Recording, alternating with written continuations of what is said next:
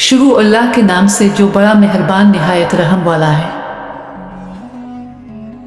गौस पाक और सरदार डाकू का वाकया बयान किया जाता है कि पीरान पीर हज़रत सैयदना शेख अब्दुल कादिर जिलानी रहमतुल्लाह अलैहि जब हुसूल इल्म के लिए अपने गांव जिलान से बगदाद के लिए रवाना हुए तो आपकी वालिदा माजिदा ने आपको ज़ियान रा के तौर पर 40 दिनार आपकी गडरी में सी दिए।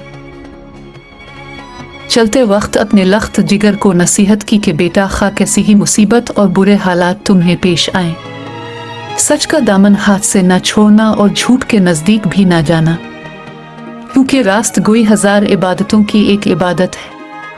सादतमंद फर्जंद ने अर्ज की कि वालिदा मैं सिर्फ दिल से ये अहद करता हूँ कि आपकी नसीहत पर हमेशा अमल करूँगा।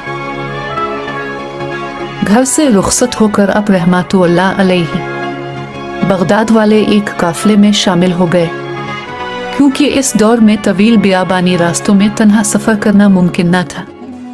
इस नए सफ़र में हमदान से कुछ आगे कज़ाकों के एक जत्थे ने काफिले पर छापा मारा और अहल काफिला का सब मालो असबाब लूट कर तकसीम के लिए एक जगह जमा कर दिया। सैयदना हज़रत शेख अब्दुल कादिर जिलानी रहमतुल्लाह अलैहि एक तरफ चुपचाप ये दर्दनाक नज़ारा देख रहे थे कि एक डाकू आपकी तरफ बढ़ा और पूछा, क्यों मियाँ, तुम्हारे पास भी कुछ है? आपने फरमाया, हाँ मेरे पास 40 दिनार है। डाकू को आपकी बात पर यकीन आया और वो आपकी हंसी उड़ाता हुआ आगे बढ़ गया। इतने में एक दूसरा कज़ाक आपकी तरफ आया और आपसे वही सवाल किया। आपने इसे भी यही जवाब दिया कि मेरे पास 40 दिनार हैं। आपकी गरीबाना हालत को देखकर दूसरे डाकू ने भी आपकी बात हंसी में उड़ा दी। होते होते ये बात डाकुओं में फैल गई और उनके सरदार अहमद बदवी के कानों में भी ये बात जा पहुंची। इसने हुक्म दिया कि इस लड़के को मेरे पास लाओ। डाकू आप रहमतुल्लाह अलैहि को अपने सरदार के सामने ले गए। सरदार ने आपसे मुखातिब होकर कहा, लड़के सच सच बता, तेरे पास किया है? हजरत ने बिला खौफ इस बात का जवाब दिया, मैं पहले भी तेरे 2 साथियों को यह बता चुका हूं कि मेरे पास 40 दिनार। किस ने पूछा, अच्छा कहाँ है? हजरत ने फरमाया, मेरी बगल के नीचे गुदरी में सिले हुए हैं। सरदार ने एक डाकू को हुक्म दिया कि इस लड़के की तलाशी लो। चुनांचे इसने आपकी गुदरी उधेड़ कर देखी तो इसमें वाकई 40 दिनार निकल आए। अहमद बदवी और उसके कज़ाक ये देखकर बहुत हैरान हुए। अहमद बदवी ने हैरानगी के आलम में हजरत से पूछा, लड़के तुम्हें मालूम है कि हम कज़ाक हैं और मुसाफिरों का सामान लूट लेते हैं, फिर भी तुमने उन दिनारों का भेद हम पर जाहिर कर दिया, हालांकि ये रकम इस कदर महफूज थी कि किसी को इसका वहमो गुमान भी गुजर नहीं सकता था। आखिर किस चीज ने तुम्हें सच बोलने पर मजबूर किया?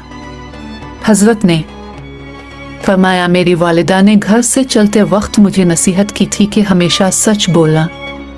भला उन 40 दिनारों की वजह से मैं अपनी वालिदा की नसीहत को क्यों फरामोश कर देता और अल्लाह ताला को नाराज कर लेता? हजरत के अल्फाज सुनकर बदवी बेहद मुतासिर हुआ और इसी वक्त इस पर रक्कत तारी हो गई। नदामत के आंसुओं ने इसके दिल की सियाही को धो डाला और उसने आह भर कर कहा, ए बच्चे, तुम पर खुदा की हजारों रहमतें हो कि तुमने अपने माँ के अहद का ख्याल रखा, लेकिन हैफ है मुझ पर कि मैंने अपनी सारी जिंदगी अपने खालिक का अहद तोड़ते गुजार दी। ये बच्चे, तुमने मुझे हिदायत की राह दिखा दी, अब मैं रहती जिंदगी तक कभी किसी को तकलीफ नहीं पहुंचाऊंगा। ये कहकर वो हजरत के कदमों पर गिर पड़ा और रहजनी के पेशे से तायब हो गया।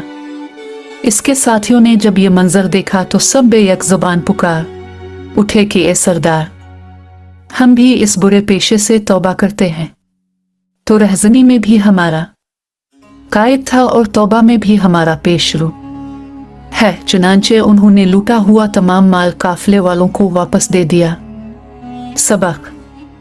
इस वाकया से हमें यह सबक मिलता है कि सच है कि माँ की गोद बच्चे के लिए पहला मदरसा होती है, यानी पहली तरबियतगाह होती है।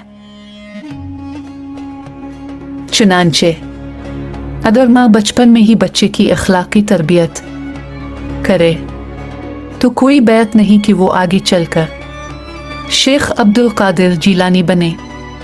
लिहाजा इस वाक़ये से हम सबको खुसूसन हमारी माँ बहनों को ख़ास तौर पर सबक हासिल करना चाहिए। अल्लाह ताला हमें अमल करने की तौफीक अता फरमाए। आमीन।